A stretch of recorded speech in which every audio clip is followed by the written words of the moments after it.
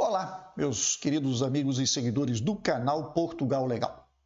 Meu nome é Renato Koprowski, sou advogado, e estamos aqui no canal Portugal Legal de hoje para tratar a respeito daquele assunto já tão batido e falado aqui pelo próprio canal e por outros canais ligados à imigração ou canais dos mais variados possíveis, mas que tratam do quê? Tratam das fronteiras aéreas, das fronteiras abertas aqui em Portugal, assim como fronteiras abertas em outros países da União Europeia, depois da fase, digamos assim, da pior fase da pandemia aqui na Europa. E nós voltamos a falar do assunto ligado à situação das fronteiras, porque elas foram abertas há alguns dias. O último despacho do Estado português nos dá uma margem até o dia 16 de setembro para a entrada de voos oriundos do Brasil sem que haja a necessidade de se declarar a viagem essencial. É a mesma coisa que dizer que foi liberado o turismo de voos com origem no Brasil para Portugal. Pois bem, e aí começam a surgir as situações que já não são novas, já são situações conhecidas daqueles que já estiveram por aqui, daqueles que tentaram vir e não conseguiram entrar, e daqueles que estão planejando vir para Portugal nos próximos dias e, quem sabe, nos próximos meses, porque esta situação do dia 16 de setembro, melhor dizendo, 23 horas e 59 minutos do dia 16 de setembro, quando temos, neste momento, a data limite para que estes voos possam entrar, isto não quer dizer que não vá haver depois, ok? Vejam bem o que eu estou dizendo.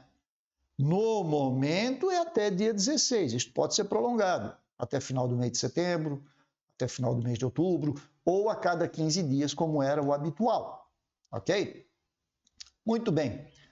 Mas e o que está acontecendo nos aeroportos depois desta abertura para turismo? E por que eu coloco turismo aqui entre aspas? Porque, gente, todos sabemos que grande parte desta massa de pessoas, deste volume de pessoas que ficou retidas aí no Brasil durante todo este tempo em que não haviam voos comerciais, depois foram reabertos os voos, mas aí com regras que deveriam ser demonstradas e comprovadas, em que você tinha que correr atrás de justificativas para o CEF, para a companhia aérea, para conseguir o embarque. O que está acontecendo agora? Gente, está acontecendo a mesma coisa que acontecia antes da pandemia aparecer. Antes de todos estes problemas que agora enfrentamos serem conhecidos. Por que eu digo isto? Eu digo isto porque o setor de imigração nos aeroportos aqui em Portugal e também nos outros países, evidentemente, retoma as suas atividades.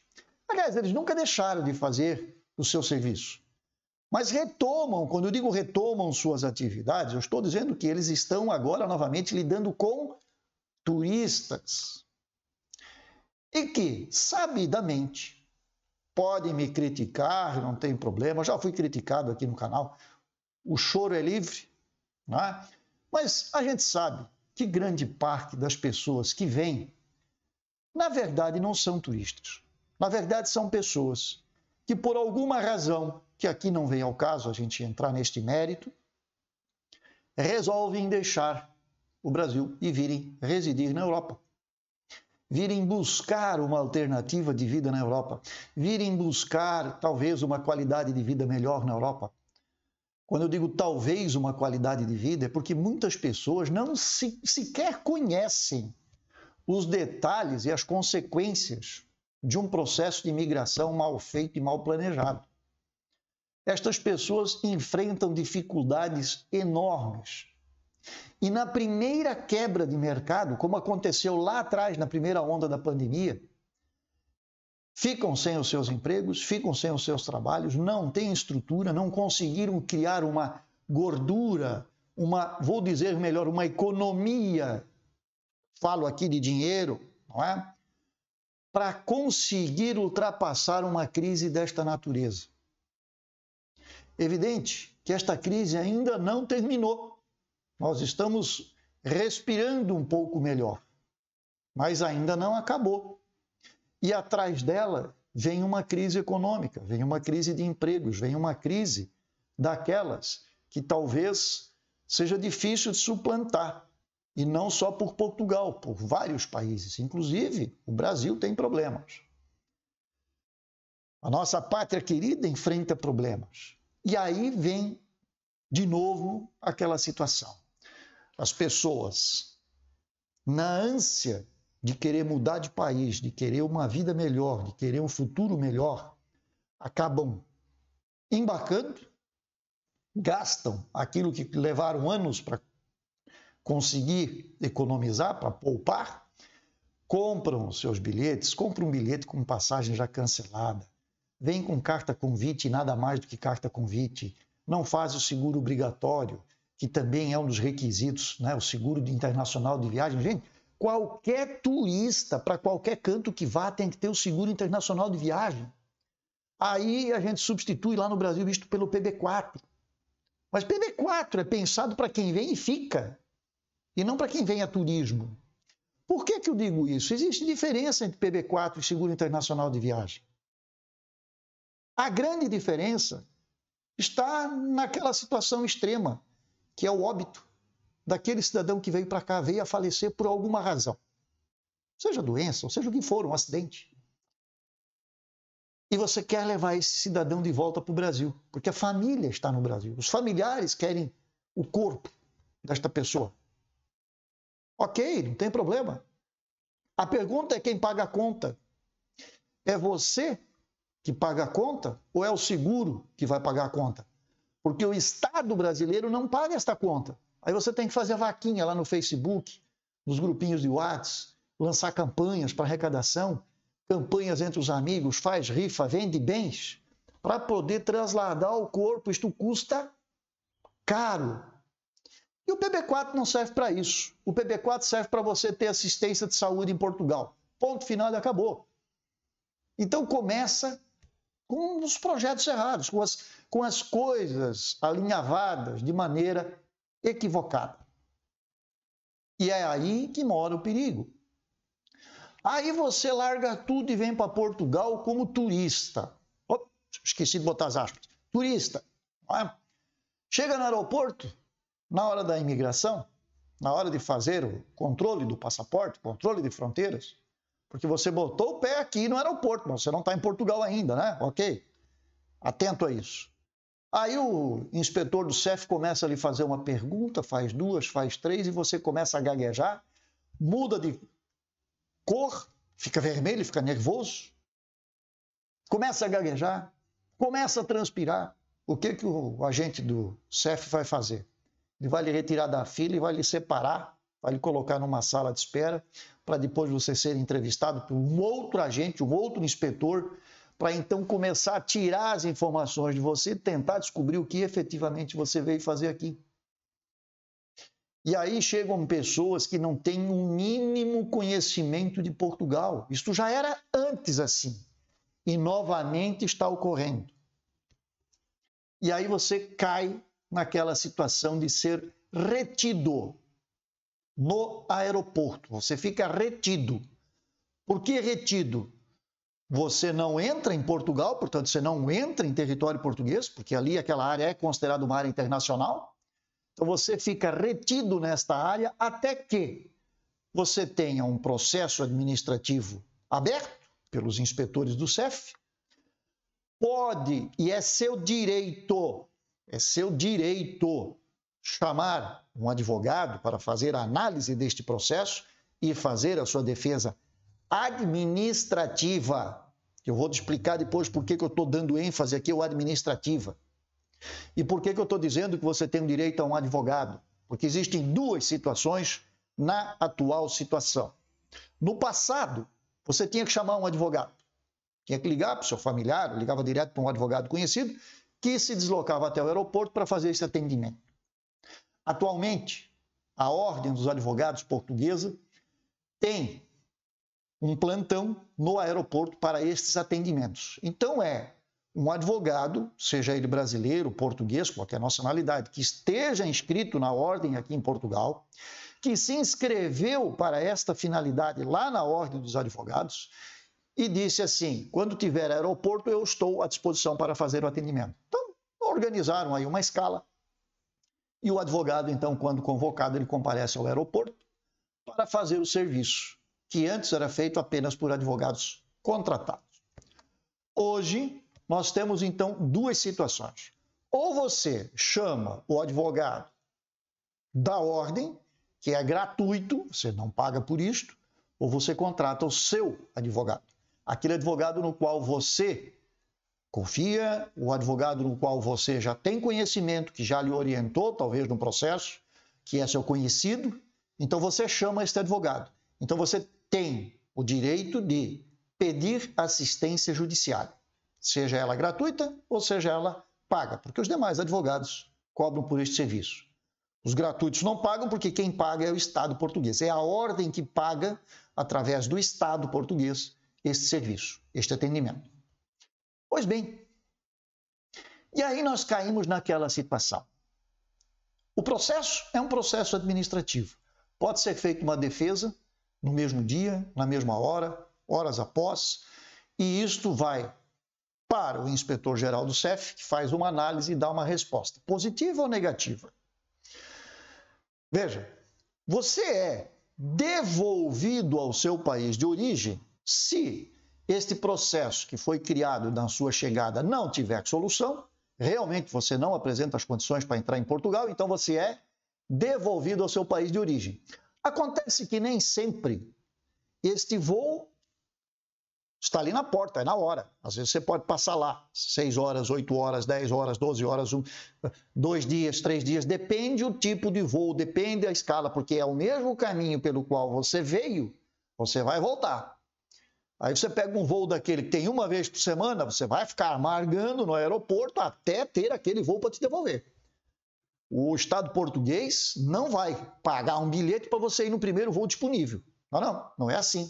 É a companhia aérea que lhe trouxe que ele tem que levar de volta, pelo mesmo roteiro. Ok? Então, este é um problema. Você está sujeito a ficar vários dias retidos no aeroporto. Aí nós temos uma outra questão, que também está ligada ainda ao processo, caso haja uma retenção. Se você insistir em fazer o processo administrativo, a sua entrada permanece negada, porque o recurso foi analisado pelos inspetores do CEF e negaram o recurso. Portanto, permanece a condição de impedimento de entrada. Aí o advogado lhe propõe entrar com recurso para o tribunal. Ou, de repente, você já ouviu falar nisto e diz assim: eu quero recurso para o tribunal. Meu amigo, você vai ficar retido no aeroporto até 60 dias. Porque o tribunal não resolve o seu caso amanhã, nem depois da manhã, e nem daqui a uma semana. O tribunal tem outros processos na fila que precisam ser analisados e que são analisados. Você é só mais um nesta fila. Então, o que pode acontecer? Você ficar retido lá naquela saleta que não é nada confortável, digamos, e às vezes está lotada. Você fica numa cadeira do corredor, porque não tem espaço, e você está retido. E olha que ampliaram o aeroporto, e já se tem informações nesse sentido. A área de Lisboa foi ampliada, mas já se sabe que ela está lotada por muitas vezes. E aí você vai ficar retido lá. Então pense bem, se você não é turista, se vale a pena arriscar. Porque você está colocando o seu dinheiro, a sua poupança, as suas economias e a sua paciência em risco. Não é risco de vida, porque ninguém vai lhe maltratar. Isto foi uma situação pontual lá do passado. Evidente, são agentes, são polícia, têm poder de polícia e têm ordens que cumprem dentro daquilo que deve ser. Sempre tem algum caso ou outro em que pode acontecer aí uma transgressão destas ordens e deste poder de polícia, mas isso são casos muito raros e casos à parte. Até porque toda ação gera uma reação. Então, tem jeito de a gente tratar com os inspetores, de tratar com os fiscais. Que se eu for duro, for áspero, for uma pessoa que não respeita uma autoridade, então, evidentemente, a autoridade vai ter que agir e vai agir certamente de uma forma um pouco mais dura, um pouco mais áspera. Pois bem, mas como é que eu consigo evitar essa coisa toda?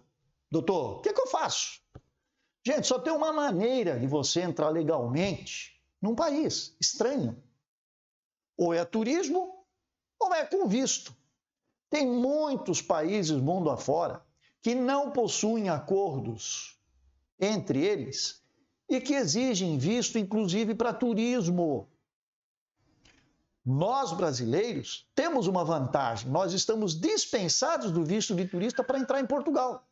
Só que isto abre a porta para estas situações que a gente está vendo aqui, que está comentando aqui. Por quê? Pessoas que não se enquadram na condição de turista acabam se aventurando. Tem lá seus motivos. Não estou discutindo aqui motivos. Volto a dizer. Cada um tem os seus. Mas se colocam em risco. Aí você vai dizer, doutor, mas não dá para conseguir visto porque eu não me enquadro, porque eu não me encaixo, porque é muito caro, porque eu perco dinheiro. Porque... Bem, o que sai mais caro para você? Fazer um visto? Pagar uma taxa? Você não precisa, não quer contratar ninguém para fazer, para lhe auxiliar. Vai na internet que tem muita coisa boa. Também tem coisa ruim, mas tem muita coisa boa que pode lhe orientar a fazer seu visto. Pronto. Você pagou só a taxinha, documentos e tal. Pronto. Tente, mas não diga que não consegue sem nunca ter tentado. Ué, tente. Vai que você consiga fazer o visto. A diferença no final é uma só. Se você tem visto, você entra, não vai ter problema com migração, vai chegar aqui com agendamento no CEF feito e vai ter a sua autorização de residência em 120, 180 dias. Enquanto que o Zé Espertão, que quer vir como turista e entra, estou falando do que entra, aquele que vai ser devolvido nós já falamos. Agora aquele que entrou, conseguiu, parabéns, você passou 3 anos.